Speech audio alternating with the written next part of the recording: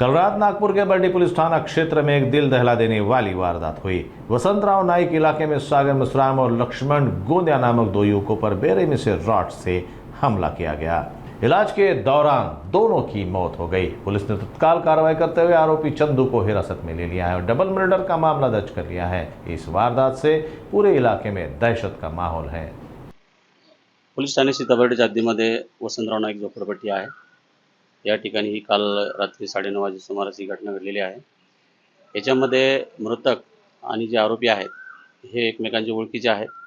ते 2 वर्षापूर्वी चांगले मित्र होते, परंतु ह्या आरोपीपैकी एक जो चंदू नावाचा आहे ते हे मैतांचे काही बाकी गुन्हे वगैरे दाखल झाल्यानंतर त्यांच्यासोबत राहत नव्हता आणि एकदा 2 वर्षापूर्वी त्यांनी त्याला एका भांडणाच्या कारणासाठी मदतीसाठी बोलावले, तो गेला नव्हता।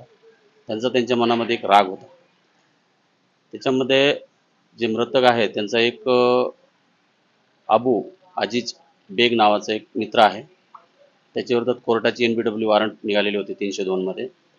त्याला काल पोलिसांनी वॉरंटमध्ये अटक केली होती।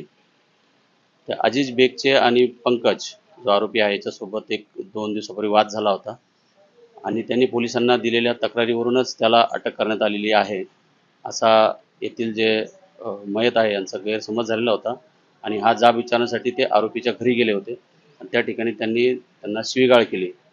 त्यावेळेस याच्यातील जो आरोपी आहे चंदू याने त्याच्या हातात त्या घरातील रॉडने त्यांच्या डोक्यावर मारहाण करून गंभीर जखमी केले। त्याच्यामध्ये ते दोघेही मयत झालेले।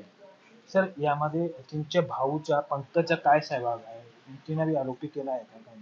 अजून तपासाचा भाग आहे। पुढे ते त्याच्यामध्ये चौकशीमध्ये निष्पन्न होईल। पुढे त्यात तपास सुरू आहे। ताब्यामध्ये घेतलाय का दोन्ही आरोपींना ताब्यामध्ये घेतलेले अटक करण्यात आलेली आहे। सर, यामध्ये जे दोन मयत आहे त्यांच्या काय पासबुक रेकॉर्ड आहे काय त्यामध्ये जे मयत आहे त्यांच्यावरती एक 307च्या गुन्ह्यामध्ये ते दोघेही सह आरोपी होते। त्यानंतर जो सागर मसराम आहे त्याच्यावरती 324चा सुद्धा गुन्हा दाखल आहे।